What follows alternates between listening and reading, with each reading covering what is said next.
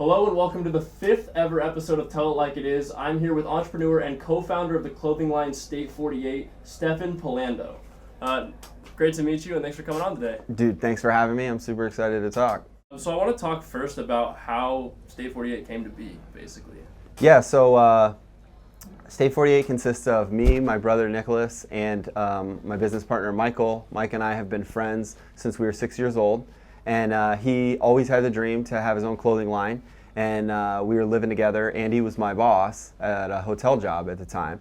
And I kind of brought up the idea, why don't we do something geared towards Arizona?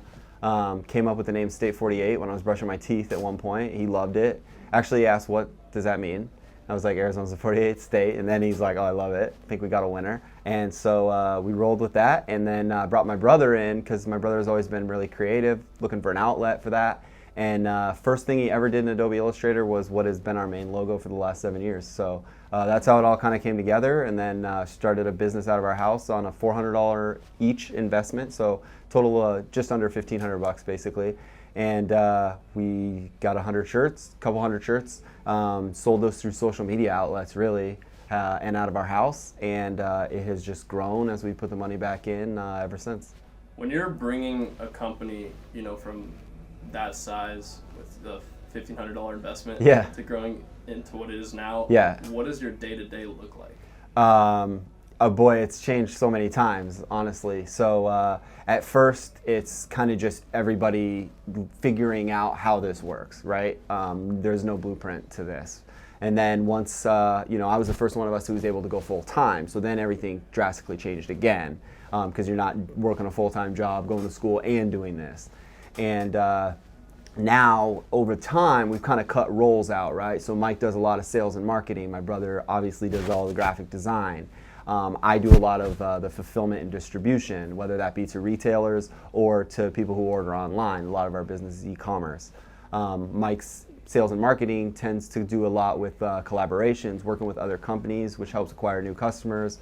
And so, honestly, the three of us, in a way, have been a well-oiled machine, but it didn't just happen that way. We took a lot of learning, a lot of growth, a lot of difficult conversations, all the things that you don't hear about with startup businesses. There are tons of growing pains, and they still happen, and I think that's okay. Fortunately, we have a common respect for one another, which makes it easier for us to push past and keep an eye on the same goal of, we want our company to have a genuine impact on the community. We give a lot of money back to foundations and stuff like that, because when you're selling state pride, it's important to actually be investing in your community. What are some of the foundations that you guys are investing in? So we worked with Fiesta Bowl, Wishes for Teachers Foundation. So $5 of each of those shirts went back to grants for teachers, and so that's something we're really proud of. The first one we ever did was with Bruce Arians when he was the coach of the Cardinals. Kind of a happy accident. We came out with a shirt for the coach, and the Cardinals won 9 games in a row after that. We have no control over that, but boy, that helps sell t-shirts, right? No doubt. Nothing ignites a community pride like a sports team being successful. It's one thing I've always felt. And so the Arian shirts, we in just under 6 months, we donated close to 20,000 to kids who, the Arians Family Foundation, and that helps kids who have been neglected or abused. And so that right there, I'm a big believer in the quote, the effect you have on others is the most valuable currency there is. I originally heard that from Jim Carrey, and I get more from doing things like that than I've ever gotten from a paycheck. Do you have a count of how many shirts you've sold in total so far? No way. Honestly, it's got to be, we were joking about it, and last year was the first year our business went over $1 million in sales. This year we're on pace to do that again. I think we actually already have done it, but it's in the 100,000s for sure. I would bet that we're close to 1 million shirts that we've sold by now, but I don't know that for a fact. Has there been moments where the company's kind of stagnated, and how did you push through those? Yeah, definitely. It's when you're climbing a mountain, there are parts where it kind of levels off, and then there are parts where you go back to trying to peak, right? And business is a lot like that. I would say when I think we kind of have gotten lucky along the way, right? So like in times where that has happened, you know, I mentioned the Wishes for Teachers shirt. It's a red shirt with our main logo and has a bunch of teacher elements within it. Things that are out of your control sometimes can greatly benefit you if you've put yourself in a position to capitalize on moments of good fortune. And so what happened there is we had a red shirt that had a bunch of teacher elements, and then the Red for Ed situation happened in Arizona, where teachers were threatening to strike because they wanted to get paid more money, and wanted more money to go into education, essentially. The fact that we had a red t-shirt that had a bunch of teacher elements at the time that happened was such a blessing for us. Obviously, teachers use this as their Red for Ed like rallying cry, and like that's awesome. I want educators in the state of Arizona to have the resources they need for the future generations to be successful. I feel like we're fortunate to have that.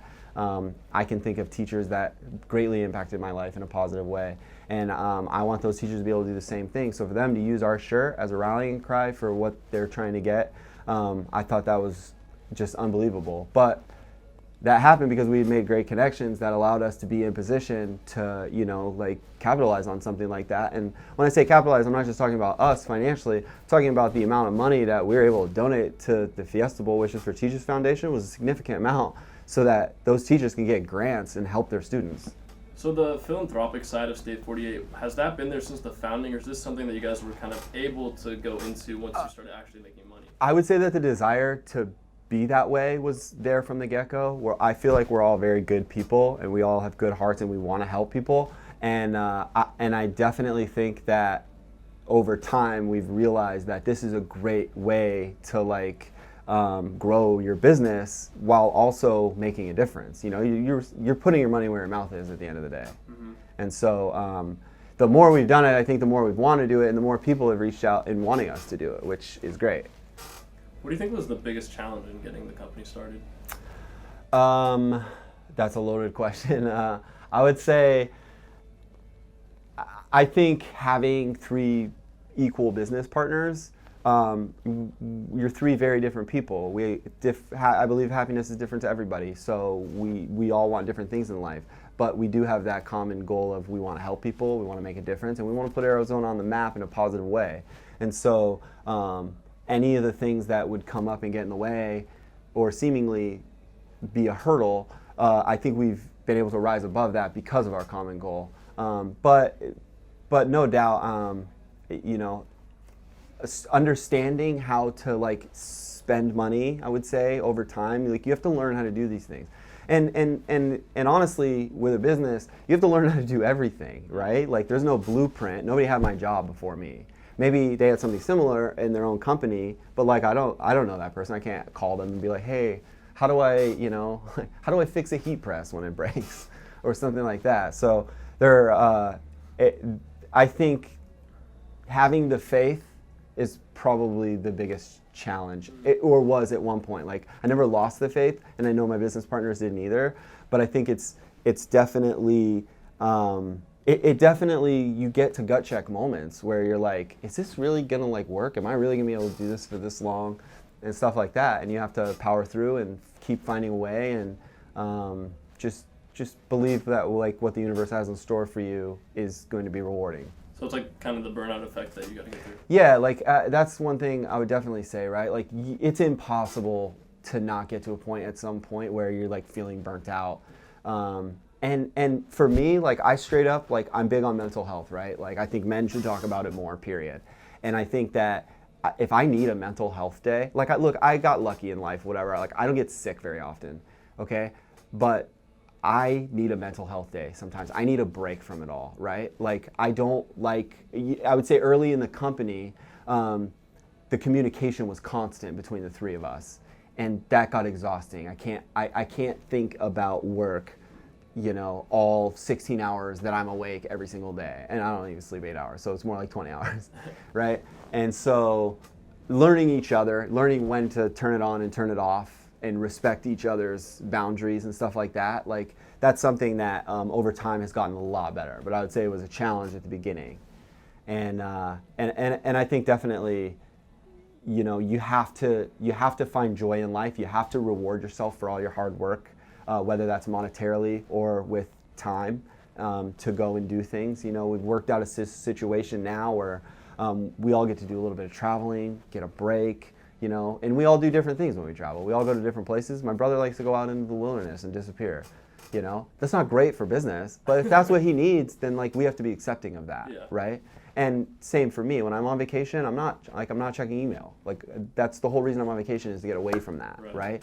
Like we can cover each other's back in those situations, and I think we do a good job of that. So you alluded to it a little bit, but one of the huge things when you're starting a business is there's a huge risk factor. Oh yeah. Can you kind of talk about that risk and what that felt like and how you just trusted it? Yeah, I mean, leaving a full-time job to like work in your house and slang t-shirts essentially, there's a lot of risk in that, you know. Luckily, like the business was going well and it seemed like it was going to be a pretty realistic transition. But that first day when I woke up and it was like, okay, I don't go to work today, this is work, straight in my own house. Like I'm making t-shirts, I'm shipping them, and I got to find ways to help this business grow in the process so that these other two guys can go full-time as soon as possible as well. And that was challenging. Like I often would question, like, am I doing enough? I definitely wasn't going to bed like, I've done everything I need to do today, ever, you know, because there's always more that can be done. But there's also two other people who can help you with that. And I think one of my biggest flaws early on was that I was not good at asking for help. I would try to be the Superman and take it all on. And that is how you get burnt out. That is exactly how you get burnt out, trying to be the Superman of the group, right? And so over time, I think that our roles cut out and we divided that work up more. And a lot of that is them getting the time to do so, you know. My brother eventually would come full time. That helped greatly. And then Mike limited his hours. He was actually working at his job. He made the most money at the time, so it made sense for him to be the last to transition, which is tough because he's the most passionate about it. Like I always say, one of the things that's hard is I feel like I had the vision for his dream, right? Like that's kind of the situation. And I'm open about the fact, like, I'm probably not going to do StateFortyEight the rest of my life. But Mike definitely is. And, like, we're okay with that. It's okay for that to be the situation. But it's challenging even getting to those conversations, right? Like, you know, Mike's in a situation where he's lived, this is his dream, right? And he has to share the, you know, like, not the power, but, like, you know, he can't tell me what to do, you know? But he was my manager when I left my job. So that's tricky, right? And I think he's done a really good job of, you know, not trying to boss me around. But there have definitely been times where we've confronted one another about like, hey, look, I need you to get off for a second so I can do my job.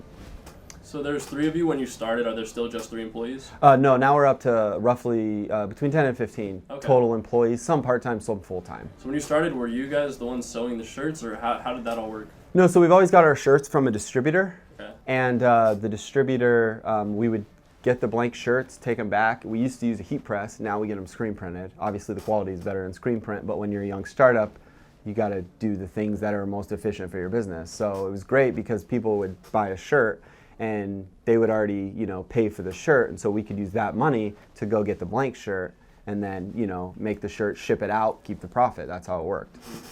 Now we're to a level where we stock up inventory and we have a lot more of our money essentially sitting on the shelves, which then motivates you to have sales, do things, get that money out there, or, you know, get those shirts out there so you can get that money in and continue to grow the business. Definitely. Yeah. So one of the ways you guys market is through Instagram. I see you have nearly 60,000 followers. How did you make that happen? So when we first started using Instagram for the business, you did not have to pay in order to do that. And nowadays things have definitely changed, but we would try to be creative. We found that if we used the hashtag Arizona, we wouldn't be able to, we would get grouped in with a bunch of Arizona iced tea, which shockingly a ton of people would pay, would post pictures of Arizona iced tea. And so that didn't really set us apart, but using the hashtags of cities locally like Mesa, Gilbert, Chandler, Tempe, Scottsdale, stuff like that, Phoenix obviously, that would bring us to more of our demographic. People who are posting with hashtags to these cities probably have pride for their cities, thus they also have pride for the state. And so that's just one way. I feel like we were very creative and able to just set ourselves apart and help get right to our demographic. So what would be your advice to an up-and-coming entrepreneur? It's definitely to just believe in yourself and like just trust the path. You know what I mean? I think that I wish I would have believed in myself more sooner. Going through this now, whatever I'll do next in life, I'll always like bet on myself and trust that I'm going to make it. I think in life we jump into a bunch of different pools, and I think you'll find that whether you're going to sink or swim, I think you'll find with most people you're going to figure out a way to swim. Because at the end of the day, we didn't know how to do half the shit we've done, and we figured it out because we wanted it. And I think if you don't figure it out, maybe you didn't want it enough, or not to say like if you failed in life you didn't want it enough, but like sometimes in life rejection is a course correction. That's poetic. Yeah. What about in a situation where it's a business where it's just like bound to fail for whatever reason, the business model isn't set up? Yeah. How do you know when to get out? Luckily I haven't been in that position, so I don't know at the moment, but I would imagine if you've exhausted all your resources, you know what I mean? Like at some point you have to cut your losses, you know? You have to be smart about it, realistic about it. Like if there's no way out, there's no way out. Let's call it like it is. Logistically, why do you think that you succeeded where so many others fail? That's a good question. I think I would like to believe that because we never gave up, because we always found a way to say yes. We're big with customer service, right? So we learned in working in hotels, Mike and I, that the way you treat people is so important. No matter how much your hotel costs, if you treat them right and you make them feel special, look, at the end of the day, everybody wants to feel like a celebrity to some extent, right? So if you treat people that way and you go out of your way to like make them as happy as they possibly can be with whatever it is you're doing, that's going to bring people back. And so I would like to think that that's been a huge part of what we do. But also, I think our philanthropic efforts definitely have contributed to our success. People see, we're like the American dream, right? We started up out of our house and grew this business that can actually make a difference in the community. That's a good story, I always say, like, I think our story sells as many t-shirts as our designs. And I think that's a good thing. So how did the three of you come together in the first place? So Mike and I have been friends since we were 6 years old, and my brother obviously since his birth, older. So, but it was a really unique situation of how it all started. So I'm actually a recovering alcoholic. I quit drinking when I was 25. Before that, I was a train wreck. I was drinking vodka in my room, slept behind a dumpster a couple times for no reason, even though I had like an apartment. But I was in a really, really bad place. And my brother and Mike were the two people who didn't look the other way. I think with alcoholism or addiction in general, I think it's really difficult for people to talk about. And one thing about those two is they never like made it okay. They always said things that made me uncomfortable, like made it known that like I really needed to change in life. And so one thing I always point out for the foundation of our company is I don't think it's a coincidence that the way the universe worked out is they helped me in a time when I needed it the most. And then I had an idea that allowed them to both do what they wanted in life, with Mike chasing his dream of having his own clothing line, and with my brother finding a way to be creative. My brother is basically now a self-trained graphic designer, and Mike has a clothing line he always dreamed of. And the way that kind of worked out felt like it feels pretty cool, So I noticed in your Instagram bio you have sober since, and then the date that you were sober. Why is it important to you to have that in your Instagram bio? Because I couldn't imagine being sober and like trying to keep that a secret from people, right? So I think for me, it's like, I get a ton of credit for how great StateFortyEight has done. But that doesn't happen if I don't get sober. So like I'm most proud of getting sober, and I'm most proud of having the people around me that were able to help me like through that dark time, with Nick and Mike being at the forefront of that. And so So yeah, I'm really open about it. I think, addiction is something that in some way affects everybody. Like, everybody knows somebody who's addicted to either alcohol, cigarettes, now opioids. Obviously, that's a whole nother crisis. And so I want people to be okay in like talking about that. I want to be at the forefront of like, if you need to talk to somebody because you're dealing with a loved one like that, or you personally are having those issues, like I know that I can help because I've been there, And the thing about going to see, somebody like, take somebody like Dr. Drew, for example, right? He can tell you from a scientific standpoint how addiction works and what it's like. I can tell you from an experience standpoint of what it's like. Like I was there. Like I went through the like physical withdrawal feelings. Like I had to go to jail for 40 days. I crashed my mom's car and got a super extreme DUI.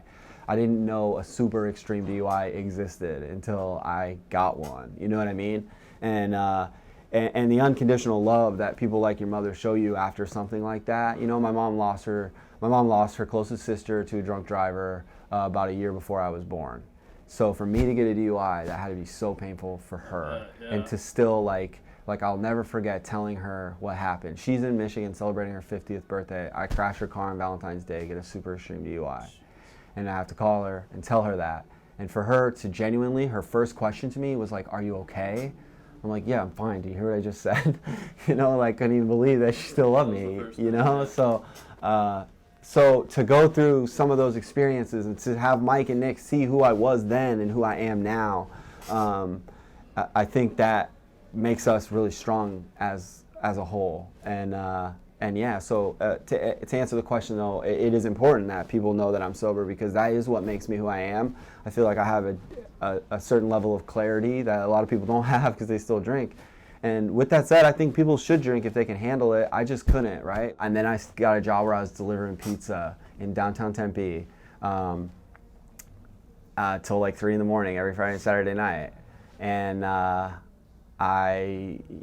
you're delivering pizza to college kids who are either drinking or smoking, and they're inviting you in all the time. Eventually, with all that temptation, like you're gonna give in. Caught up to you. At the end of the day, a police officer is not gonna see a pizza guy on a Friday or Saturday night and think like, "Oh, this guy's drunk driving." So it's like that flag of the pizza company felt like a bulletproof vest. I could just get drunk on the clock and deliver pizza. Wow. Yeah, not proud of that obviously, but like that is what I was doing in life at that time. So that's how it just little things here and there continued to spiral till it got to the point where anytime I started drinking, I had a really difficult time stopping.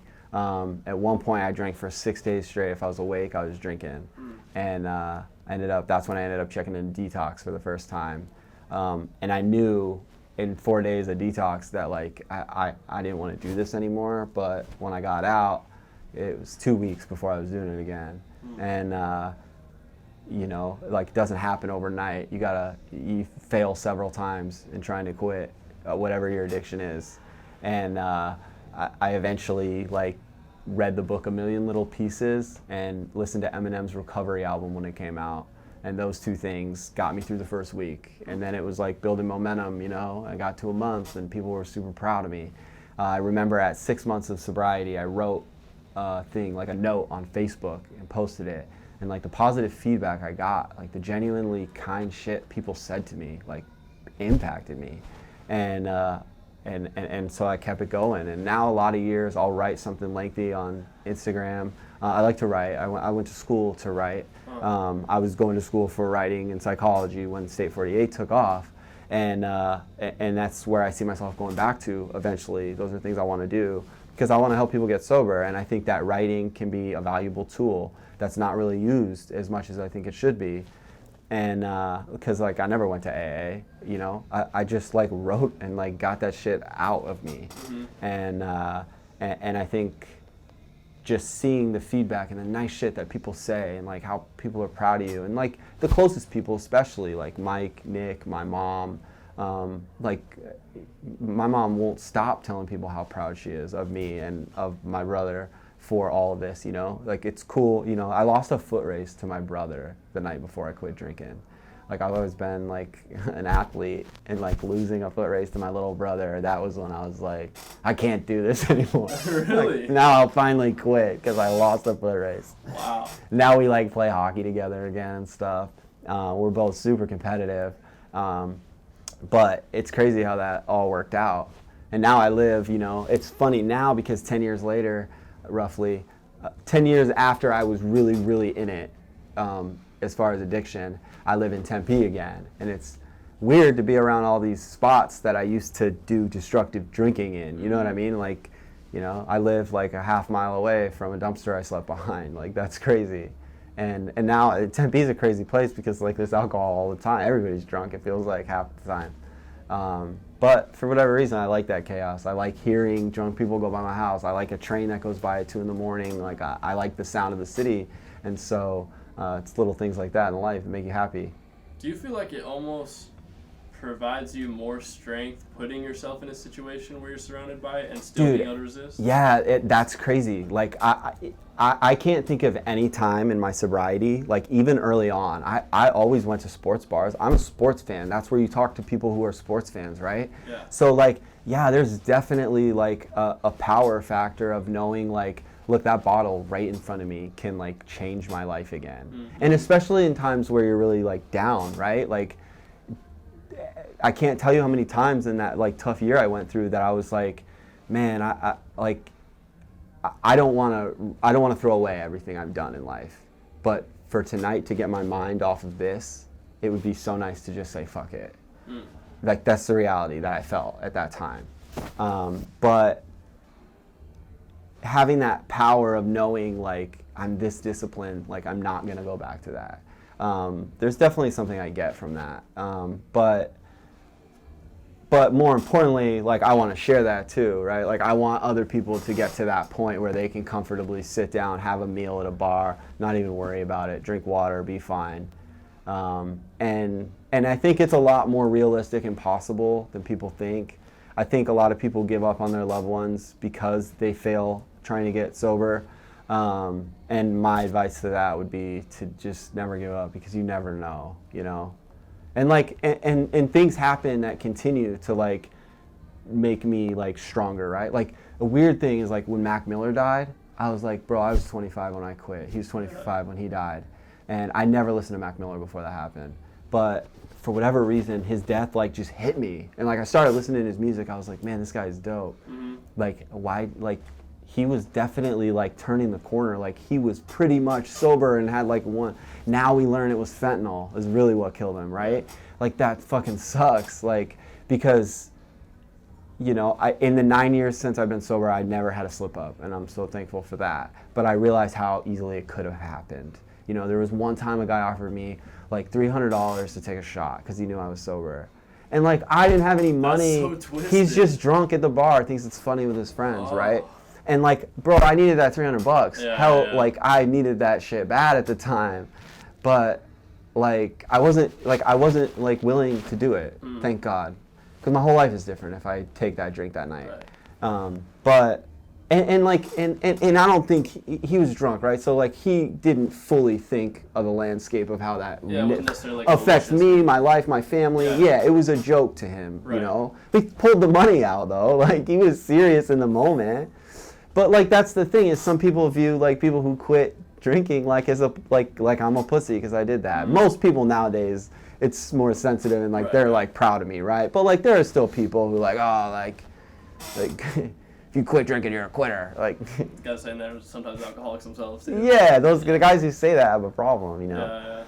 Yeah. So you know, you hear these stories of people relapsing after 10, 15 years. Yeah, dude, Robin Williams relapsed after 20 some years. How? Because life is complicated, right?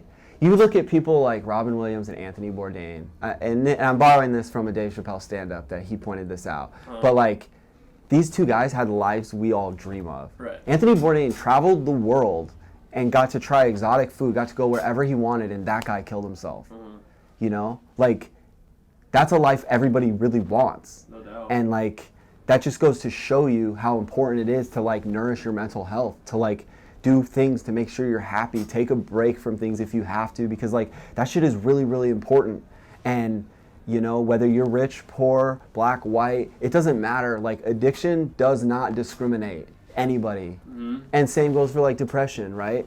Like, it doesn't discriminate. It doesn't care how much money you make. If you make more money, you're actually more likely to get in trouble with it because you can afford it. And so I think it's important to acknowledge that that's the situation, and that like it can really happen to anybody. You know how many people have gotten addicted because they went to the doctor over some pain, and then all of a sudden they got pain 100%. pills, and now they're on heroin. Like, that's crazy. That, like, you know, the thing about addiction is it's your brain telling you you need something that's actually bad for you. That's what the chemical dependency is doing. And so to get to that point, you have to, you know, to get to the point of getting sober off that, you have to basically trick your brain into something your brain is telling you to do. And just the dynamic of that is so wild to me.